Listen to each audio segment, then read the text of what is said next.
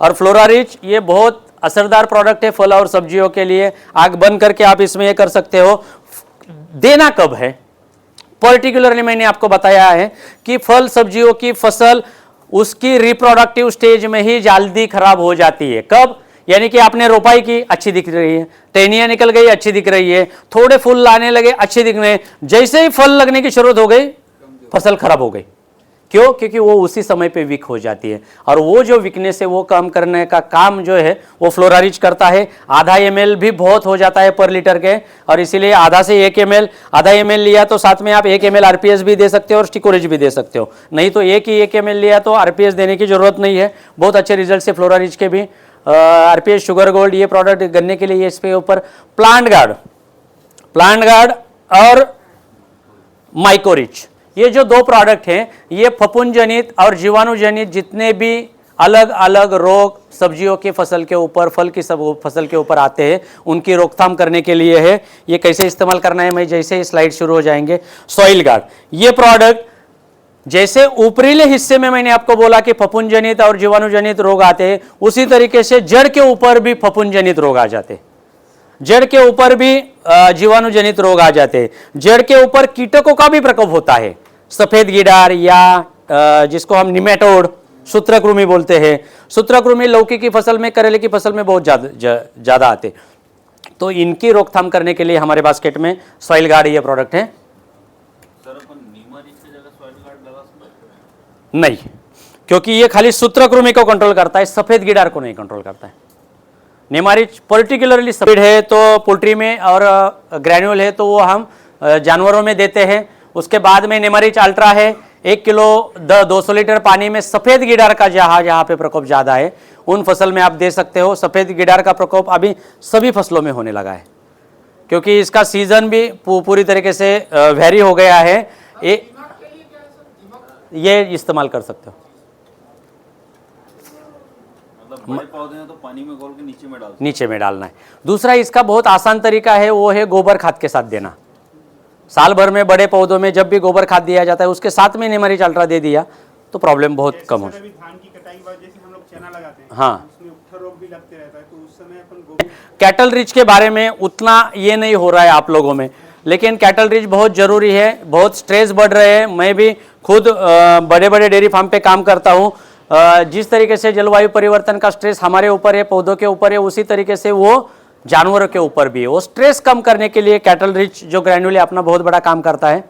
उसके बाद में एक्वारिच के ऊपर ऑलरेडी हमें बताया गया। अब जाते हैं हम सब्जियों के प्रोडक्शन के प्रोसेस मेथड पे। ओके, चलेगा? इसमें थोड़ा डिटेल मैं लेना चाहता हूँ। शुरू है, भिंडी जाती है, मिर्च जाती है, टमाटर जाता है, प्याज, आलू और बैंगन, ये फसलें ज़्यादा से ज़्यादा हमारे देश से एक्सपोर्ट होती है। उसके बाद में हमारे इसमें कौन सी फसलें ज़्यादा लगाई जाती है, तो टमाटर से लेके इसको क्या बोलते हैं आप, कद्दू, यहाँ तक कि आप सभी देखोगे तो हमारे ये फूड का एक हिस्सा है और इसीलिए ज़्यादा से ज़्यादा ये फसलें लगाई जाती हैं। अभी आएंगे हम, लेकिन ये पिक्चर आपको क्या दिखाता है? हाँ, जितने जो लोग अपने आप को शाकाहारी मानते हैं, हम ज्यादा नॉनवेज नहीं खाते। मायराम जी, और आपका नाम? आसाराम। राम तो है, यस। तो मैं बीच में श्री राम जी बोलता हूं, तो दोनों को डुबाओ मत। आसाराम जी आपने क्या बोला था? वो ट्रे को डुबाया, फिर से निकाल दिया और फिर आपने रोपाई के लिए भेज दिया, बराबर है? बिल्कुल भी वैसा मत करो, वो डुबाना नहीं है। ट्रे ऐसे ही रखने हैं। 15 लीटर के टंकी में अगर पूरे 1 एकड़ में आपको 200 लीटर पानी लगता है तो ये पूरे ट्रे को भिगोने में आपको ज्यादा से ज्यादा 10 लीटर पानी लगने वाला है। ऊपर से उसको खाली छिड़काव करके नमी बनानी है, ताकि ये डिस्टर्ब हो गया, इसकी मिट्टी हट गई, ये कोकोपीट रहता है जनरली, ये हट गया तो ये तने जो जड़ है वो थोड़े डिस्टर्ब हो जाते हैं, उसको हटाना नहीं है, बराबर है? ऊपर से हल्का सा उसको आपको गीला करना है बैक्टीरिया और आरपीएस से। हेलो, और उसमें लगेगा कितना? मैं बहुत बार सब्जियों के बारे में जब भी बोलता हूं तो बताता हूं कि आपने 1 बैक्टीरिया और 1 आरपीएस किसान को दिया है ना, 10-10 ml सबका निकालो, आरपीएस 50 ml ले लो, एक टंकी में ले लो और उसको पूरी तरीके से छिड़काव करो। ये पत्तों के ऊपर भी गिर गया, कोई प्रॉब्लम नहीं है, बिल्कुल घबराओ मत, ये बिल्कुल छोटे पत्ते हैं तो क्या होगा, लेकिन अच्छी तरीके से उसको ट्रे को गीला कर दो और भिगोने के बाद ही, गीला होने के बाद ही उसको रोपाई के लिए देना है। और ये सावधानी परखनी है कि ये डिस्टर्ब ना हो जाए। ओके, समझ में आ गया? अगर ये डिस्टर्ब किया आपने और कई कारण वो पौधा मर गया तो वो आपके ऊपर ज्यादा ये हो जाएगा, और ये डिस्टर्ब होने के कारण पौधा मर जाने की संभावना ज्यादा है। सौभाग्य से आपके जहां पे डेमो दिए वहां पे वैसा हुआ नहीं, लेकिन बहुत से जगह से होने की संभावना है, तो वो बुमरैंग हो जाएगा। आप नई जगह पे जाओगे, ये डिस्टर्ब करोगे, पौधा मर गया, वो नर्सरी वाला बोलेगा कि ये किसने बताया था आपको, बराबर है? तो हमें थोड़ा सा ये सावधानी परखनी है, बिल्कुल भी डिस्टर्ब मत कीजिए इसको। यस, कोई भी पौधों के लिए सबसे ज्यादा जरूरी 3 महत्वपूर्ण है, उसमें है नाइट्रोजन, जो मैंने आपको बताया था कि ये वेजिटेटिव ग्रोथ को, पौधे को बढ़ाने के लिए काम करता है। दूसरा सबसे महत्वपूर्ण है फास्फोरस, जो पौधों को बढ़ाता, जड़ों को बढ़ाता है, जड़ों को ताकत देता है, और साथ ही साथ में फूल, पौधों में फूल लाने के काम करता है फास्फोरस। सब्जियों में फास्फोरस की कमी, फूल लगना कम, फूल कम हो गए, आपकी प्रोडक्टिविटी कम हो गई।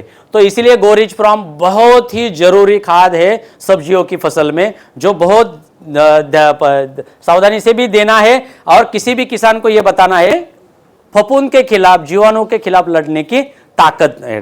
तो पोटैश तो वो देता ही है, लेकिन वो जड़ों के पास नहीं रहता है, बाजू में है, तो उसको जड़ों तक लाने का काम हमारा बैक्टोरिच करता है।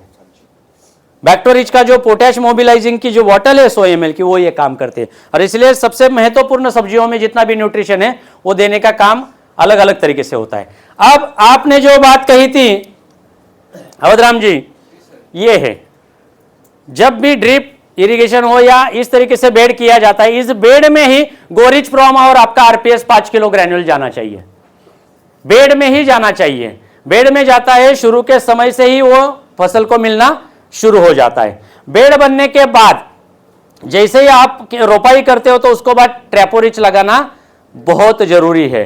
ट्रैपोरिच लगाना क्यों जरूरी है? क्योंकि छोटे छोटे पत्तों के ऊपर ही रस चूसने वाले कीटकों का प्रकोप बढ़ गया तो फिर आगे चल के वो बहुत तकलीफ देते हैं। मैंने एक वीडियो भी इसमें डाला है, वो वीडियो देखने के बाद आपको पता चलेगा कि आपको शुरू में मिर्च की फसल में श्रीराम जी, मिर्च की फसल में आपको पता होगा शुरू में 2-4 पत्तों में या 2-4 पौधों में पत्ते सुकड़ जाते हैं, लेकिन धीरे धीरे 5-10 दिन के बाद ऐसा लगता है कि पूरे खेत में वो फैल गया है। वो फैलता कैसा है, उसके लिए भी मैंने एक वीडियो बनाया है, आप वो वीडियो देखने के बाद आपको पता चल जाएगा।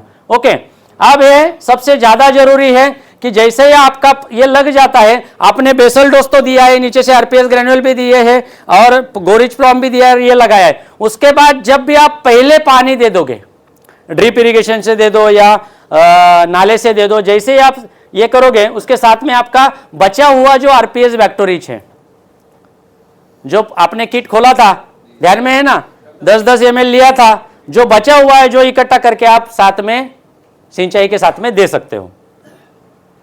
उसके बाद में ट्रैपोरिच तो आपको लगाना ही लगाना है। हाँ, अब ये जैसे ही आप ये जाते हो नर्सरी मैनेजमेंट में, इसके ऊपर मैं ज्यादा जाऊंगा नहीं, लेकिन नर्सरी में बहुत से लोग नर्सरी से सीधा पौधा नहीं लाते हैं।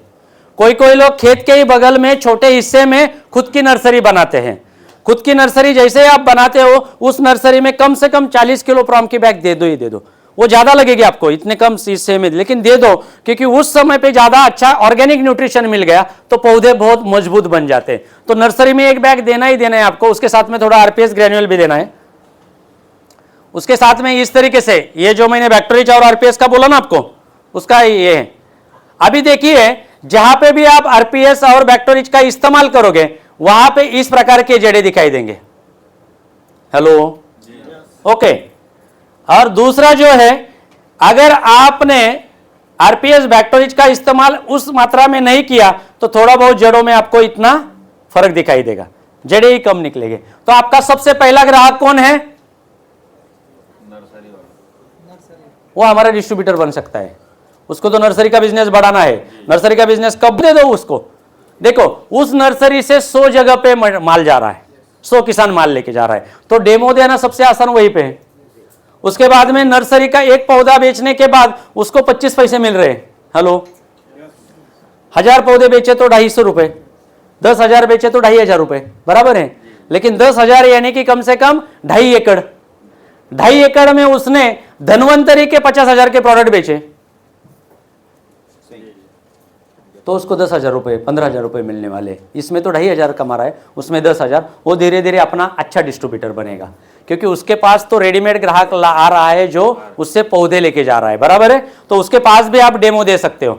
हाँ, ये मुझे आपको दिखाना था, ये इसलिए दिखाया गया कि देखिए इस तरीके से जब भी इसमें ये हो जाती है, सिंचाई की जाती है, सबसे बड़ी बात क्या है, इसी जगह पे ज्यादा खरपतवार बनती है, बराबर है। इसमें खरपतवार ज्यादा बनने के कारण इसमें ही ज्यादा फिर कंपटीशन चलती है मुख्य पौधा और खरपतवार के बीच में। लेकिन आपके पास धान की पराली बहुत है, आप इसके बीच में आपने एक बार धान की पराली डाल दी और पैदल थोड़ा चलते गए तो धान की पराली नीचे बैठ गई, और ऊपर से सिंचाई देना शुरू करो, और उसके बाद में उसके ऊपर कंपोस्ट रिच का एक छिड़काव करो। साथ में आप आरपीएस भी उसके साथ में छिड़काव कर सकते हैं, कोई प्रॉब्लम नहीं। उसके साथ में आरपीएस भी चला गया छिड़काव में कंपोस्ट रिच के साथ, क्या होगा, धान की पराली धीरे धीरे कंपोस्ट हो जाएगी, सड़ने चालू हो जाएगी। आरपीएस का जो काम है, जो हमारे जड़े को मजबूत करेगा, मुख्य फसल को, वो तो अपना अपना करेगा ही। लेकिन आरपीएस क्या करता है, मैंने बहुत बार आपको बोला है, सूक्ष्म जीवों की संख्या को, वो कंपोस्ट रिच में जो जीवाणु है उसको भी बढ़ाएगा, तो रिजल्ट जल्दी आएंगे। इनको जो रिजल्ट मिल रहे हैं, उन्होंने बहुत बड़ी बात कही है, ये बहुत बड़ी बात है कि 2 बार 3 बार आरपीएस कंपोस्ट छिड़काव करने से उनको सबसे अच्छा रिजल्ट कहां पे आ गया, वो आ गया खरपतवार की मात्रा कम होने में। खरपतवार ही कम हो गया है। क्यों कम हो गया दोस्तों, जैसे उगता गया उन्होंने रोटावेटर चलाया, जुताई की है। दूसरी बात है, जैसे जैसे मिट्टी ओपन हो गई, खरपतवार अपने आप निकल जाता है। मिट्टी हमारी कॉम्पैक्ट होने के कारण उनकी जड़ें वैसी की वैसे रहते हैं, ऊपर से खाली खरपतवार काटते हैं या निकालने की कोशिश करती हैं, जैसे पानी मिलता है वो फिर से अंकुरित हो जाते हैं। तो उनका जो रिजल्ट आया वो बहुत बढ़िया है। आप आरपीएस कंपोस्ट ज्यादा इस्तेमाल करोगे तो खरपतवार की समस्या कम हो जाएगी, और खरपतवार की समस्या कम तो खरपतवार नाशक कम, खरपतवार नाशक कम तो उपयुक्त जीवाणु की संख्या ज्यादा। समझ रहे हो आप? तो दोस्तों खादों की मात्रा कम हो जाएगी। तो दोस्तों ये सबसे महत्वपूर्ण है कि इस प्रकार से धान की पराली आप डाल सकते हो ताकि वो दोनों भी काम करेंगे। उसके बाद में आपने जो बोला था कि कैसे दिया जाए, जब भी आप सपोर्ट देते हो पौधों को, तो सपोर्ट देते समय, ये सपोर्ट देने का समय कब आता है, 1 से 1.25 महीने के बीच में, 30 दिन के, तब तक निंदाई वगैरह पूरा होके फिर से, तो दोबारा आप फिर से एक बार गोरिच प्रॉम और आरपीएस को खाद में डाके मिट्टी को चढ़ा के आप सपोर्ट दे सकते हो। ओके, हेलो, समझ में आ रहा है? हाँ, सपोर्ट देने से 2 फायदे हैं, देना जरूरी ही जरूरी है, इससे खाद तो जाएगा ही जाएगा, इस क्षेत्र में जितना बना हुआ जो खरपतवार है वो भी मिट जाता है उसके ऊपर मिट्टी चढ़ने के कारण। ओके, तो इस तरीके से आपको करना है। उसके बाद में बहुत बार अभी ड्रिप इरिगेशन शुरू हो गया है, ड्रिप इरिगेशन की मात्रा बहुत किसान चालू हो गए, वो वहां पे है, और ये पूरा आपको मिल जाएगा बिल्कुल भी। मैंने शुरू में ही बोला था कि रिकॉर्ड और इसमें ध्यान मत हटाओ आपका, आप इधर ध्यान दे दो, ये ध्यान से देखोगे, बाद में ये भी नहीं देखोगे आप, ये ध्यान से देखोगे। देखो दोस्तों, ये हमारे लिए बहुत आसान वाला किसान है जिसने ये लगाया हुआ है। क्यों? क्योंकि वो किसान हमारा 4 बार का कस्टमर है, कम से कम 4 बार वो आरपीएस दे सकता है। उसने ये क्यों लगाया, आपको क्या लगता है? ड्रिप इरिगेशन क्यों लगाया? हाँ, वो लेबर कॉस्ट बढ़ गई है, बार बार पानी देने की जरूरत पड़ रही है, बार बार बहुत ये होता नहीं है, मॉइस्चर बार बार बिगड़ जाता है। उसने ये क्या किया, तो बार बार खाद देने की जरूरत जब पड़ती है तो ड्रिप से वो चला जाता है आसानी से। हमारे लिए भी आसान है, उसमें क्या दे सकते हैं हम, उसके जड़ों, सब्जियों की फसल में जड़ में सड़न आ गई है, अपना सॉइल गार्ड ड्रिप से चला गया, बराबर है। फफूंदजनित कुछ रोगों का प्रकोप बढ़ गया है, टमाटर में देखो फल ऊपर लगता है, और फल जैसे ही लग गया नीचे से फल काला हो जाता है, काला हो जाता है, जो है वो फफूंदजनित रोगों का प्रकोप है, नीचे से फल काला हो जाता है। ड्रिप से आप अपना माइक्रोरिच दे दो, ड्रिप से आप अपना आरपीएस दे दो, तो ड्रिप इरिगेशन जहां जहां पे भी वहां पे हमारे प्रोडक्ट जो गोरस अल्ट्रा ड्रिप से दे दो, आराम से ड्रिप से चला जाता है, बराबर है। बार बार जो वो महंगे वाले 1999 और ये खाद दे रहा है, इससे ज्यादा ड्रिप से वो गोरस अल्ट्रा दे। समझ रहे हो आप? तो ड्रिप इरिगेशन जहां जहां पे भी है वहां पे आप ये काम कर सकते हो। और आप ज्यादा से ज्यादा किसानों को इस टेक्नोलॉजी के ऊपर ड्रिप बेचना हमारा काम है क्या? लेकिन मिट्टी को बचाना हमारा काम है। और इसीलिए ये कब लेगा किसान? जब किसान के पास पैसा हो गए, बराबर है। अगर हमारी टेक्नोलॉजी से उसके पास पैसा आया है तो उसको आप रिक्वेस्ट तो कर सकते हैं, भाई साहब थोड़ा ड्रिप पे चले जाओ तो आपकी मिट्टी बची रहेगी, वो मानेगा क्योंकि आपने उसको पैसा कमा के दिया है, बराबर है। ओके, अब हमारे एरिया में ऐसे प्लास्टिक मल्च होने लगे, लेकिन इससे ज्यादा मैं ये कहता हूं कि आपके एरिया में धान की पराली बहुत बड़ी मात्रा में, जिसको हम मिट्टी में डाल के खाद बनाने का सोच रहे, फोकस कर रहे, लेकिन किसान बहुत बार मानता नहीं है। लेकिन इस तरीके से होता क्या है, पानी कम, बराबर, खरपतवार कम, पौधे की ये ज्यादा। हाँ, इसमें थोड़ी संभावना ये है कि धान की पराली में रस चूसने वाले कीड़े छिपने की संभावना ज्यादा है, लेकिन हम जिस तरीके से उसके ऊपर कंपोस्ट रिच और आरपीएस दे रहे हैं, वो जैसे ही सड़ने शुरू हो जाता है वहां पे हीट तैयार हो जाती है और वो हीट में रस चूसने वाले कीड़े